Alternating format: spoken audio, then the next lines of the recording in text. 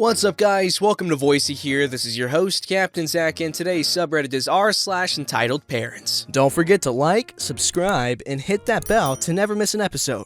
This story's called, A Pregnant Teen Shouldn't Be Teaching Kids. This happened late November last year, and basically was the reason I finally decided to rant about my stories with entitled parents. After a while, I kinda blocked the story out of my memory, but remembered it last week because I saw the entitled mother again, but I didn't interact with her. A bit of background info. I'm studying to become a translator, but in my country you need a certain amount of social service hours in order to graduate. And since my college is an extension of a high school, you have the option to do your social service hours by being a tutor or directing a study group. At the time I started looking for a part-time job, and thanks to a teacher, a really sweet old lady, I managed to start working as a teacher's assistant. I'm 19. At the time this happened, I was 18. And basically, I get told I can easily pass for a 14 or 15-year-old, which turns me into a magnet for misunderstandings. On to the story. This started when my shift officially started. My main job is to be, specifically,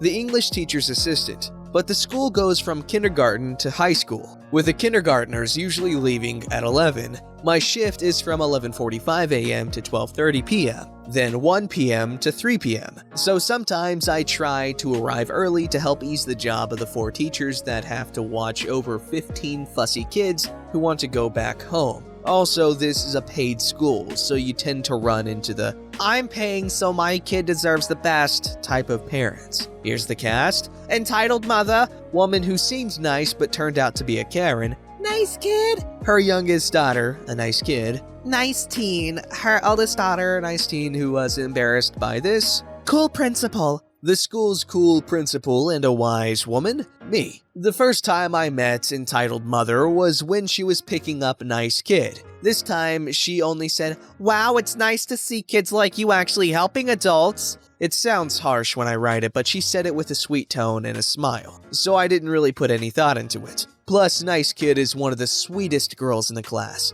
She was just reading a book, a Disney princess book which was mostly pictures, while eating fruit, and always gives a kiss on the cheek to all the teachers when she leaves. Fast forward to after class and the study group. This study group is mostly for teens who are struggling in English. It consists of 10 teens from 14 to 17 years old. In this group, there is Nice Teen. I knew she was Nice Kid's older daughter, since she would always talk about her and their annoying mother. She's still a teen, so I didn't take the comments of her mother seriously. The study group is from 3:30 p.m. to 5:30 p.m., with me as the main teacher, although kids who have good grades can come help tutor others, but they have to be approved by the principal. On the day after the class ended, I was talking to Nice Teen since she was having problems with her boyfriend. She's the oldest in the group, 17 years old, and the closest to my age. So after classes, we just talk to each other like friends. The time for picking up kids is until 6 p.m. in the school entrance. Afterwards, for safety reasons,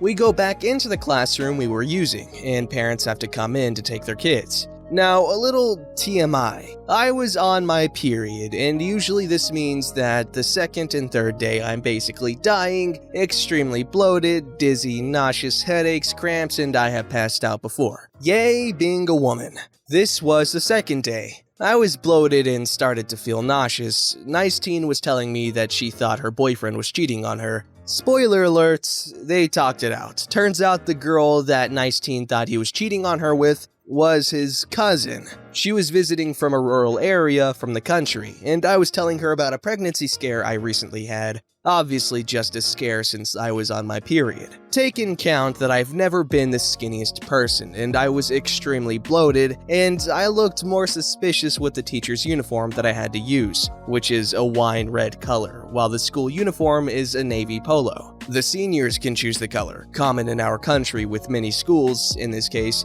their uniform was red. You'll understand this in a moment. The entitled mother walks in right when I was making a joke about me being pregnant while holding my stomach. Bad move, but we were just having fun. It was around 6:30 already, but the administration is the one in charge of contacting the parents, and I didn't have anything to do for the rest of the day. Entitled mother didn't say anything about the joke and asked me about Nice Teen's school progress. She had been struggling with the topic, but she had improved a lot. After this, the entitled mother snapped. Entitled mother said to the Nice Teen, So this is the girl that has been giving you relationship advice? Yeah, Mom, she's a nice teacher. Nice teacher. Nice teacher. How can you ask her for advice? She's pregnant and probably with her advice you are too. In this moment, I tried to get a word in, but the entitled mother kept saying that I was a bad influence on her daughter, and how was I allowed in that school? She left after saying this infamous phrase, "A pregnant teen shouldn't be teaching kids." I finally caught on that she must have heard us joking and that I basically looked like Nice Teen's classmate,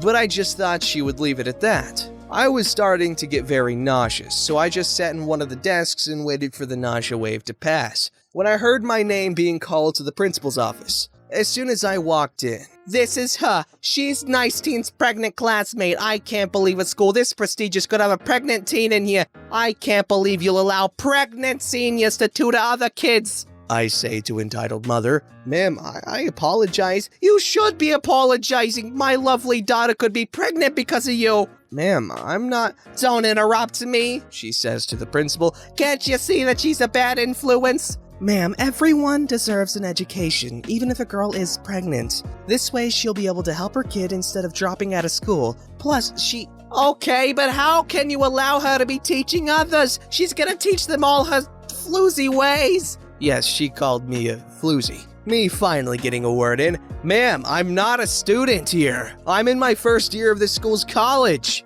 "Why are you here then?" "She's doing her social service hours and is working as a teacher's assistant." "How can you allow someone like her to be working here? My Nice Teen could be pregnant because of her." "Ma'am, I'm not pregnant. In fact, I'm on my period." In this moment, the entitled mother paled, simply said, "Excuse me, good afternoon," and left before saying anything else. Me to the principal, "I'm sorry, and I shouldn't have been joking with Nice Teen like that." Cool principal, rubbing her temples. "Don't worry, we have a complaint from her almost every week." We just laughed it off and left a couple of minutes later. From what I learned from Nice Teen later is that her mom took her to a clinic to get a pregnancy test. I didn't see her mom afterwards. Their dad picks them up now. 2020, Nice Teen is going to her senior year. She's still as cool as ever, but her English has improved a lot. Nice Kid is going to first grade and she's still as sweet as ever. I don't understand the entitled mother's way of thinking because, I think it's safe to say that most teen pregnancies are accidental,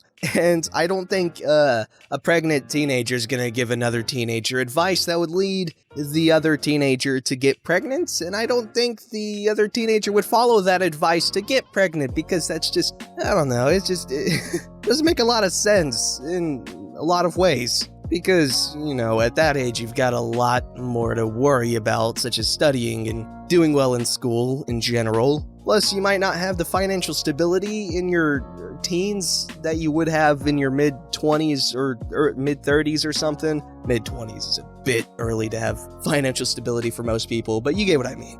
This story is called "Entitled Teacher Steals My Work Laptop Mid-Exam and Accuses Me of Cheating." It is I, the wonderful Brucey, back again with another story for you all. This story happened very recently, and I find it more amusing than anything. So, it's exam season, and I'm in the extra care group. This group requires a bit of boosty during an exam, and for me, I require a laptop and alone space. I have a few psychological issues and my hands are incredibly shaky constantly, so I use a laptop for all of my exams rather than handwriting it. I have been since year 9 and I'm currently in year 13. One major issue with me is I can't think straight unless I talk out loud. I can do this in a hushed whisper, but it's why I have to be alone. I'm seated at the back of a large hall with my computer far away from everyone else, so I can freely explain my thoughts to myself while tapping away. Before I get on with the story, I should explain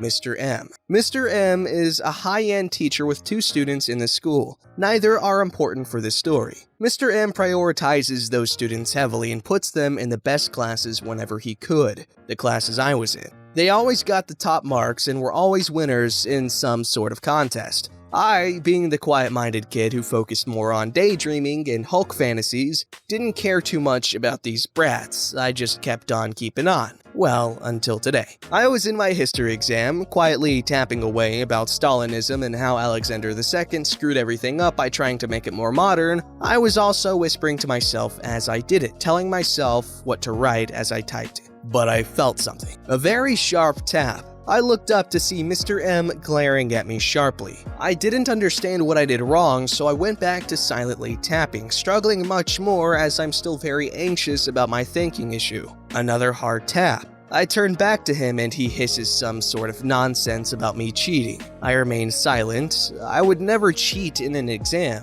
even if I was struggling bad. Why would he accuse me of it now? The silence persisted until he muttered something about having special treatment and his son requiring the laptop. And before I could respond, he had picked it up and begun walking away. Now, all of this was done in a very quick and quiet movement. I couldn't react. I just sat in stunned silence. My work was gone. I had been in this exam for an hour. I wanted to break down and cry. This was all too much for me. It was lucky Mrs. D, the one who was in charge of the exams, quickly noticed my lack of computer. Mrs. D was the one who gave me the computer in the first place, so she knew something was up. She told me to go with her as she took me outside, where I explained everything. The lack of computer, Mr. M accusing me of cheating, being kicked out of the exam hall, everything. She listened contently, then told me to stay there and went off somewhere. From what I got told from a teacher who heard the commotion, being near Mr. M's classroom,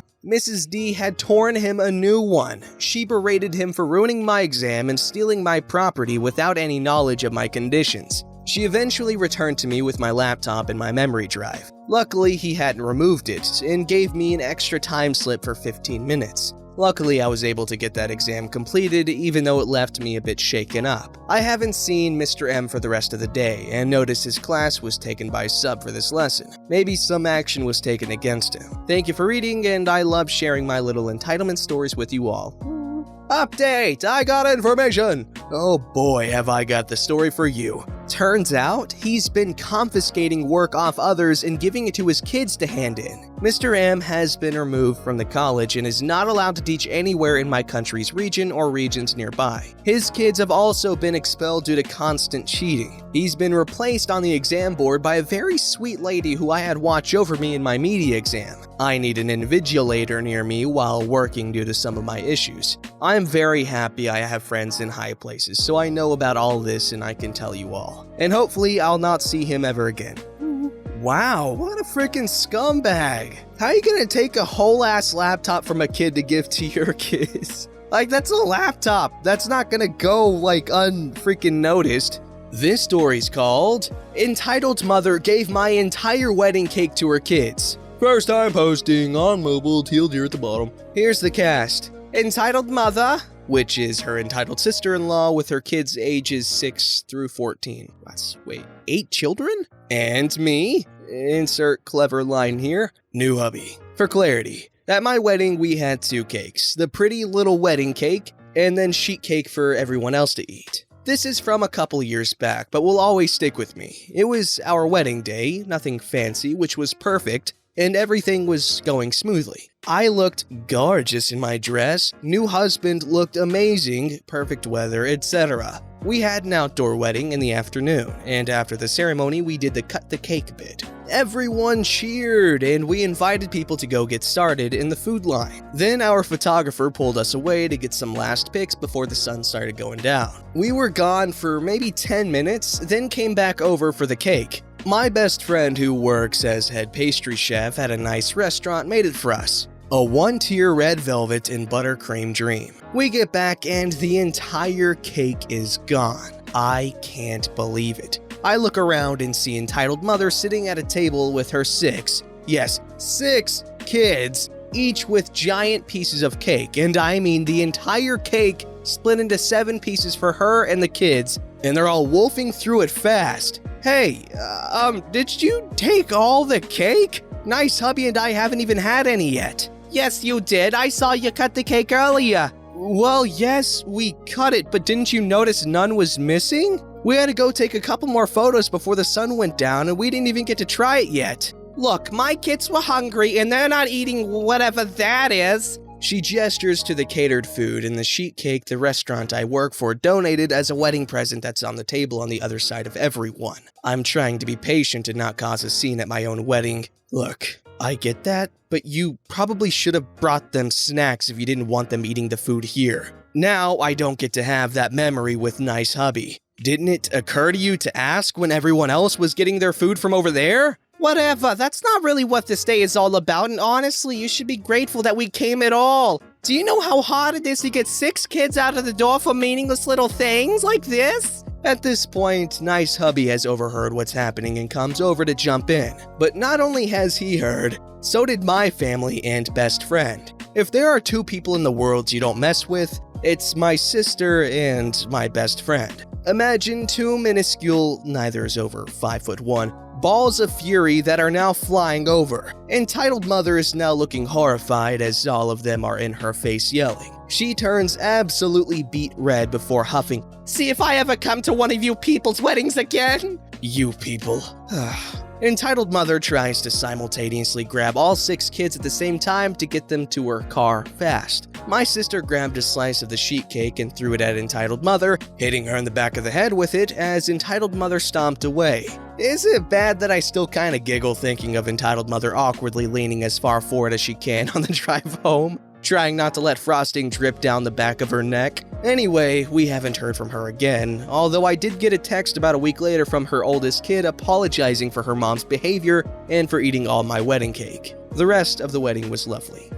Okay, I would be unimaginably annoyed. Now, as a lover of pie over cake, because honestly, pie is versatile and amazing.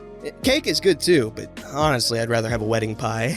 Oh, just imagine it like a double-decker, triple-decker wedding pie with different flavored fillings, and there's the hot pies and cold pies, and anyways, I would be astronomically annoyed. Oh, I'm getting so heated just thinking about this. Like, that's an entire cake, and that's supposed to be your special cake, you know? Oh, and the kids just ate it all. Good on the oldest for apologizing, though. That mother. Don't forget to like, subscribe, and hit that bell to never miss an episode.